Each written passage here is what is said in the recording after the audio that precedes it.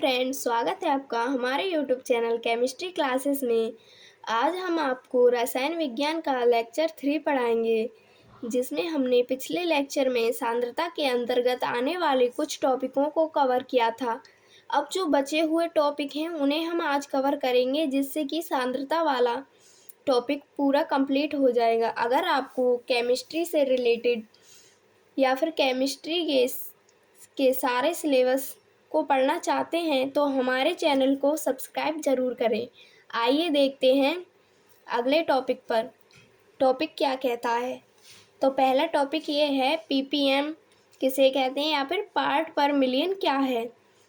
तो 10 की घात 6 ग्राम बिलियन में 10 की घात 6 ग्राम को कहते हैं 10 लाख बिलियन में उपस्थित, या फिर ऐसे कह सकते हैं या कह सकते हैं 10 की घात 6 ग्राम बिलियन में उपस्थित किसी विलेय में घुली हुई मात्रा। यहाँ पर मात्रा लिख सकते हैं, घुली हुई मात्रा ग्राम में मात्रा को ppm कहते हैं। जो विलेय की मात्रा होती है बिलियन में उसको ही ppm कहते हैं। तो इसका फॉर्मूला होता है ppm बराबर पार्ट पर मिलियन बराबर विलेय के भागों की संख्या, जो विलेय होता है उसके भागों की संख्या, फिर है बटे में है विलेय के कुल भागों की संख्या। जो बिलियन और विलेय इनके सारे भागों की संख्या को मिलाकर बोलते हैं विलेय में कुल भागों की संख्या। जो विलेय में भागों की संख्या होती है, सारे भागों की संख्या, उसे कहते हैं कुल भागों की संख्या गुणा 10 की घात 6। इससे न्यूमेरिकल आते हैं, इस टॉपिक से न्यूमेरिकल आते हैं। तो अगला टॉपिक है मोल अंश या मोल प्रभाज। मोल अंश या मोल प्रभाज ये दोनों एक ही वर्ड है, या फिर ऐसे करके आ सकता है पेपर में मोल अंश या मोल प्रभाज आ सकता है। देखते हैं ये क्या है। किसी विलयन में उपस्थित विलेय या विलायक के एक विलयन है, यानी कि ये पात्र है, इसमें है विलयन, क्या है, इसमें है विलयन, यहाँ नहीं, यहाँ समझ में आएगा आपको। ये एक पात्र है, इसमें है विलयन, क्या है, विलयन। इसकी डेफिनेशन क्या कह रही है, किसी विलयन में उपस्थित विलेय या विलायक के मोलों की संख्या, यानी कि इसमें विलेय है, इसमें चीनी घोलो तो वो क्या हुआ, विलेय। चीनी क्या हुई, विलेय। चीनी क्या हुई, विलेय, विलेय। और जो विलायक हुआ, जो पानी होता है, पानी में अगर चीनी को घोलें तो जो पानी होता है उसे क्या कहते हैं, विलायक। क्या कहते हैं, विलायक। किसी विलयन में उपस्थित विलेय या विलायक के मोलों की संख्या, जो उसके अणु होते हैं उनकी संख्या होती है, तथा विलयन में कुल मोलों की संख्या, इनसे बनता है विलयन। इनको मिलाने पर क्या बनता है, विलयन। इसके सारे मोलों की संख्या, इसके जितने मोल हैं उनकी संख्या, ये विलयन हो गया। इनके मोलों की संख्या, इनके कुल मोलों की संख्या के अनुपात की संख्या होती है, उसके अनुपात विलेय या विलयन का मोल प्रभाज कहलाता है। इनका जो अनुपात आता है उसे ही विलेय या विलयन का मोल प्रभाज कहते हैं। देखते हैं उदाहरण में, जैसे कि यदि किसी विलेय के स्मॉल n ग्राम अणु, ये एक विलेय है, उसके विलेय के अणु को किससे दर्शाएंगे, स्मॉल n से। किससे, स्मॉल n से विलेय के अणुओं को दर्शाएंगे। और विलायक के अणुओं को किससे दर्शाएंगे, कैपिटल N। किससे, कैपिटल N से दर्शाएंगे विलायक के अणुओं को।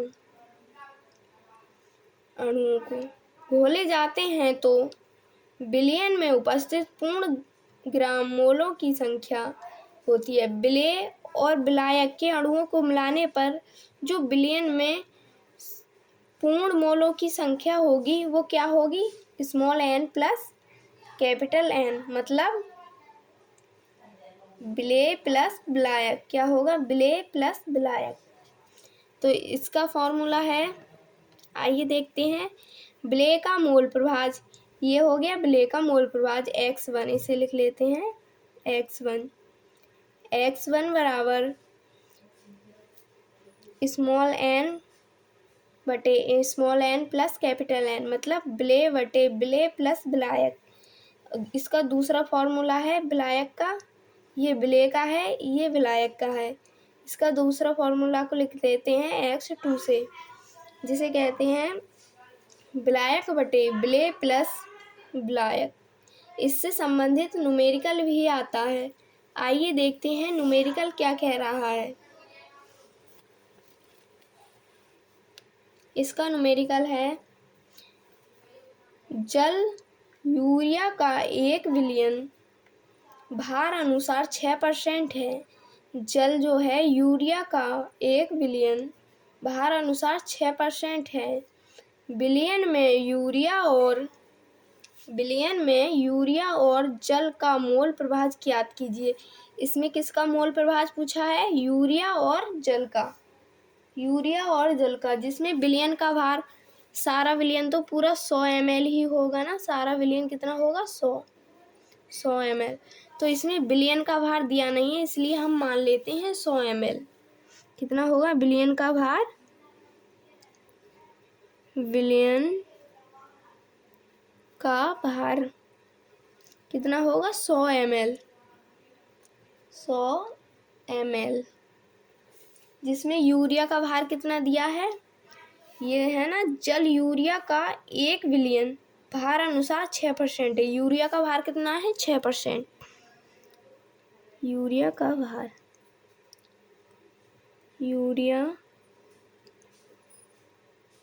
भार कितना दिया है? 6%। जिसमें जल का भार, जिसमें टोटल जल होगा, मतलब जितना जल होगा, विलेय तो यूरिया है इसमें, तो 100 ग्राम जल होगा, उसमें 6% यूरिया को निकाल दें, जो बचता है उसे ही जल का भार कहते हैं। जैसे कि लिखते हैं जल का भार। पहले कितना जल था? 100 ml। कितना था? 100 ml, या फिर 100 ग्राम बोल सकते हैं। अब उसमें से 6 ग्राम यूरिया को निकाल दो, 100 माइनस 6, तो कितना बचता है? 94। जो जल का भार हुआ वो कितना है? 94 ग्राम। 94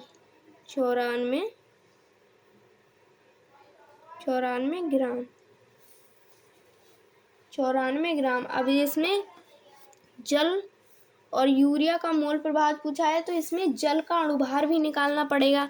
जल का सूत्र क्या है? H2O। क्या है? H2O, जल का सूत्र। तो H2O का अणुभार क्या निकालना है? अणुभार। तो देखते हैं इसका अणुभार। आपको अणुभार निकालना नहीं आता है तो मैं आपको एक अलग वीडियो में बता दूंगी अणुभार कैसे निकाला जाता है। इसमें मैं आपको रफली ही बता रही हूँ H2O का अणुभार। तो H2O का अणुभार मतलब परमाणु क्रमांक का दुगना होता है। जैसे कि क्लोरीन का 17 है, तो इसका दुगना हुआ परमाणु क्रमांक, इसका परमाणु क्रमांक है 17 क्लोरीन का। तो इसका परमाणु भार कितना हुआ? 35.5। इसका थोड़ा बड़ा हुआ है। जैसे कार्बन है, कार्बन का परमाणु क्रमांक है 6, इसका परमाणु भार हुआ 12, यानी कि दुगना होता है। जैसे कि ऑक्सीजन का कितना है? परमाणु क्रमांक है 8, इसका परमाणु भार कितना होगा? 16 की संख्या दुगनी हो जाती है परमाणु भार में। तो इसमें हम देखते हैं, परंतु हाइड्रोजन की नहीं होती। जैसे कि हाइड्रोजन का 1 है तो परमाणु भार 1 ही रहता है। तो इसका H2O का अणुभार निकालना सिखा रही हूँ मैं। तो H2O का अणुभार होगा, H के कितने मॉलिक्यूल हैं? 2, तो इसके 2 प्लस ऑक्सीजन का कितना है? 1, 8, और इसका अणुभार कितना हुआ? 16, तो 1 प्लस 16, हाइड्रोजन का कितना है? 2 मॉलिक्यूल हैं हाइड्रोजन के, तो 2 प्लस 16, 2 + 16 कितने हुए? 16, 17, 18। तो इसका अणुभार कितना हुआ? 18। H2O का अणुभार कितना हुआ? 18। अब इसमें यूरिया का भी अणुभार निकालते हैं। यूरिया का सूत्र क्या है? NH2CO NH2। क्या है? NH2CONH2। इसको कहते हैं यूरिया। यूरिया का अणुभार, यूरिया का अणुभार बराबर इसका निकालते हैं। इसका है नाइट्रोजन के कितना है? 14। नाइट्रोजन के कितना है? परमाणु क्रमांक है 14। 14 का डबल करो, 14 दूनी 28 प्लस हाइड्रोजन के कितने मॉलिक्यूल हैं? 2 और 2 4। कितने हैं? 4 प्लस कार्बन यहाँ पर कितना है? 6। तो कार्बन का परमाणु क्रमांक होता है 6 और परमाणु भार होता है 12। तो प्लस कितने हुए? 12। कितने हुए? 12 प्लस अब इसमें क्या रह गया? नाइट्रोजन का भी हो गया। नाइट्रोजन का भी हो गया। दोनों के मतलब 7 और 7, 7 दूनी 14 और 14 का डबल करो तो 28। 14 कम 14, 14 दूनी 28 हो गया। अब इसमें क्या रह गया? ऑक्सीजन। ऑक्सीजन का कितना है? परमाणु क्रमांक होता है 8 और परमाणु भार होता है 18। वो परमाणु भार होता है 16। तो प्लस कितने हो गए? 16। अब इनको जोड़ लो। इनको जोड़ते हैं तो 60 आता है। कितना आता है? 60। इसका कितना आता है? 60 ही। ऐसे डालो, 2 को 28 में डालो तो 30। यहाँ बचे 10। 30 और 10 40 और 10 50। 50 और 6 56। 56 में 4 जोड़ो तो कितना होगा? 60। तो यूरिया का अणुभार कितना आया? 60 निकल कर। कितना आया? 60। तो इसमें अब यूरिया का अणुभार 60 आया। तो इसमें कितनी दी है? 6%। तो इसमें लिखेंगे, पहले लिखेंगे यूरिया के मोलों की संख्या। इसमें यूरिया के मोलों की संख्या कितनी दी है? यूरिया के मोलों की संख्या, यूरिया के मोलों की संख्या कितनी दी है? यहाँ पर 6%। कितनी दी है? 6%। और यूरिया का अणुभार कितना आया निकल कर? 60%। कितना आया? 60। तो 60, 6 कम 6, जो 0 बचा वो यहाँ पर पॉइंट के रूप में आ जाता है। किसके? पॉइंट के। यानी कि आप भाग देकर भी देख लो। मतलब 60 से 6 को भाग दो तो इसमें पॉइंट लगाना पड़ेगा, फिर 0 बढ़ेगा। तो 60 ही कम 60। ऐसे करके आप काट सकते हो। तो कितना हुआ? आया 0.1। तो इसको लिख सकते हैं बराबर 0.1। 0.1। पॉइंट के आगे कितने भी 0 हों उससे हमें कोई मतलब नहीं रहता। अब देखते हैं अब यूरिया के मोलों की संख्या हो गई।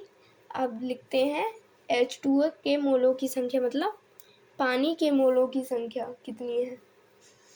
तो लिखते हैं H2O के मोलों की संख्या। H2O के मोलों की संख्या कितनी है? संख्या को शॉर्ट में लिख लेते हैं। तो H2O के मोलों की संख्या कितनी आई? जल का भार कितना आया? 94%। कितना आया? 94। तो इसको ऊपर लिखते हैं 94। इसका अणुभार कितना आया? 18%। कितना आया? 18। अब इसको काटने पर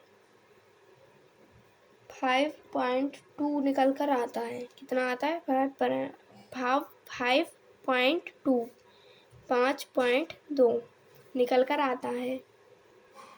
ये कैसे आता है? आइए देखते हैं ये कैसे आता है। यहाँ पर हम भाग देकर देख लेते हैं। मतलब 18 को 18 से 94 को, तो 18 18 18 18 हाँ 18 पंजे 90। कितना हुआ? 18 पंजे 90। कितना बचा? 4। यहाँ पर पॉइंट लगाओ, 0 लगाओ। तो 18 कम 18, 18 दूनी 36, हाँ इतना ही आएगा। 18 दूनी 36। यहाँ पर कितना बचा 4। ये कितना है शेषफल, मतलब इसका शेषफल मान लेते। तो मेन आंसर कितना आया 5.2। कितना है 5.2। अब लिख लेते हैं यूरिया का मोल अंश का सूत्र। मतलब यूरिया का निकालेंगे ना पहले। इसमें यूरिया दिया है तो यूरिया का मोल अंश निकालेंगे पहले। तो लिख लेते हैं यूरिया का मोल अंश। क्या लिखेंगे यूरिया का, यहाँ पर लिख लेते हैं यूरिया का मोल अंश। यूरिया का मोल अंश बराबर स्मॉल एन बटे small N plus capital N, मतलब ब्ले प्लस ब्लैक। तो इसका मान रख लेते हैं जिसमें स्मॉल एन है। ये यूरिया के मोल है ना, तो उसमें ये स्मॉल एन का मान है 0.1। कितना है 0.1। स्मॉल एन यहाँ पर भी लिख लेते हैं 0.1। और कैपिटल एन मतलब जो ज़्यादा है जल में घुला है वो तो ज़्यादा तो वाटर ही होगा ना, उसे ब्लैक बोलेंगे। यूरिया कम है तो उसे ब्ले बोलेंगे। ब्ले को किससे दर्शाते हैं स्मॉल एन से, और ब्लैक को कैपिटल एन से।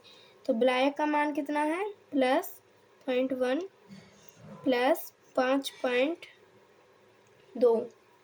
अब इसको हल कर लेते हैं बराबर 1/5 ये पॉइंट में आ रहा है ना, तो यहाँ पर ही संख्या बढ़ेगी 5.3। पॉइंट से हम पॉइंट को काट देंगे तो इससे इसको भाग करने पर इसका मान आएगा 0.019। कितना आएगा 0.019। इसका क्या आएगा आंसर। आप इसको निकाल कर भी देख सकते हैं। अब इसमें निकल आया यूरिया का मोल अंश तो निकल आया। अब इसमें रह क्या गया है, इसमें रह गया है जल का मोल अंश। यूरिया का इतना आ गया, इसको कर देते हैं ब्रैकेट में बंद।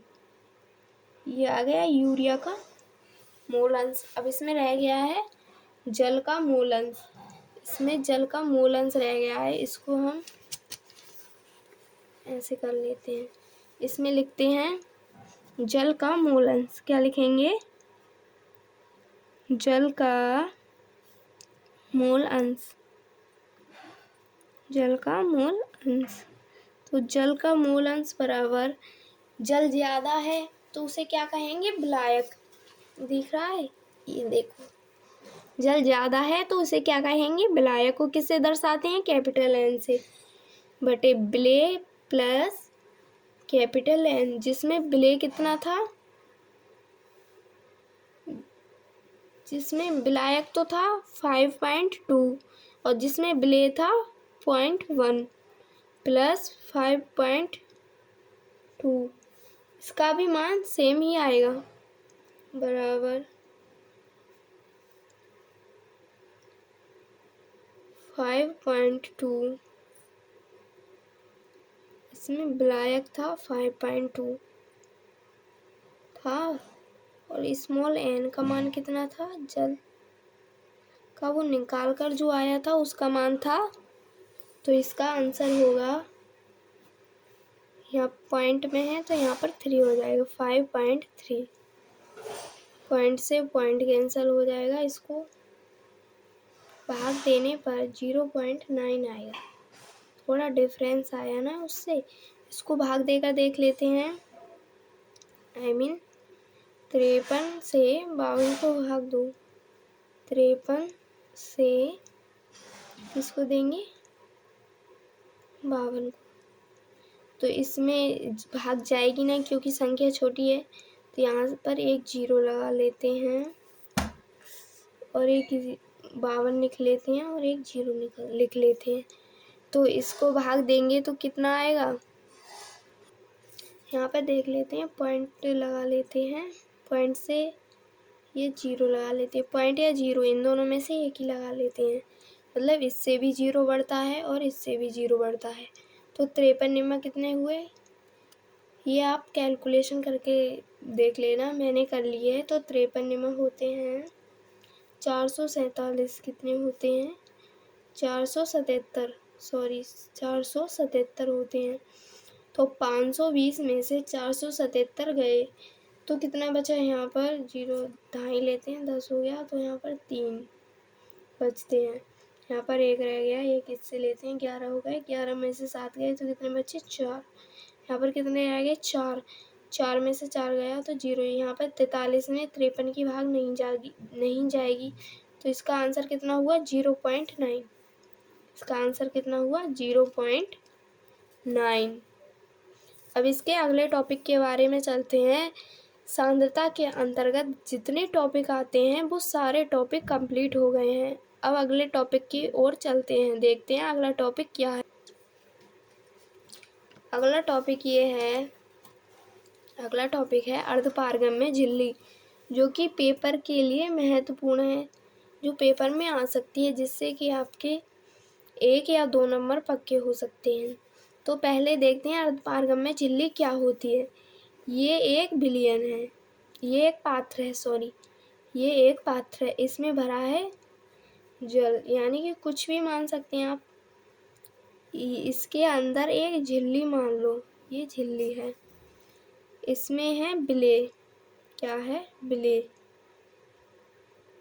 इसमें है विलायक, क्या है, विलायक। जिसमें से ये झिल्ली है, ये विलायक के अणुओं को तो विलेय के आर पार निकलने देती है, लेकिन विलेय के अणुओं को यहीं पर कंट्रोल कर कर रखती है। तो ऐसी झिल्ली को क्या कहते हैं, अर्धपारगम्य झिल्ली कहते हैं, जो कि विलायक के अणुओं को तो बाहर निकलने देती है, लेकिन विलेय के अणुओं को बाहर निकलने नहीं देती है। तो इसे क्या कहेंगे, अर्धपारगम्य झिल्ली। इसे क्या कहेंगे, अर्धपारगम्य झिल्ली। क्या कहेंगे, अर्धपारगम्य झिल्ली। तो इसकी परिभाषा ये है, ऐसी झिल्ली जो अपने में से विलायक के अणुओं को बाहर निकल जाने देती है, यानी कि ये मैंने बताया था, विलायक के अणुओं को तो बाहर निकल जाने देती है, मतलब आर पार हो जाती है, लेकिन विलेय के अणुओं को बाहर निकलने नहीं देती है। परंतु विलेय के अणुओं को नहीं निकलने देती है तो उसे अर्धपारगम्य झिल्ली कहते हैं। उदाहरण के लिए जैसे कि अंडे को ले लेते हैं हम, जैसे अंडा है, अंडे को पानी में रखते हैं, या फिर किशमिश ले लेते हैं। किशमिश को अगर पानी में भिगो कर रखेंगे तो किशमिश फूल जाता है, और किशमिश को अगर हम चीनी के घोल में रखेंगे तो किशमिश पिचक जाएगा। इसका उदाहरण है जैसे कि चर्मपत्र, जिसे कहते हैं पारसमेंट पेपर, कॉपर फेरस साइनाइड की झिल्ली और अंडे की झिल्ली होती है, जो कि विलेय के अणुओं को तो निकलने देती है, लेकिन मतलब विलायक के अणुओं को तो निकलने देती है, लेकिन विलेय के अणुओं को नहीं निकलने देती है। तो ऐसी झिल्ली को क्या कहेंगे, अर्धपारगम्य झिल्ली। तो आज की क्लास हम यहीं पर समाप्त करते हैं। अगर आपको ये क्लास पसंद आए तो हमारे चैनल को सब्सक्राइब ज़रूर करें और एक लाइक ज़रूर करें। Thank you.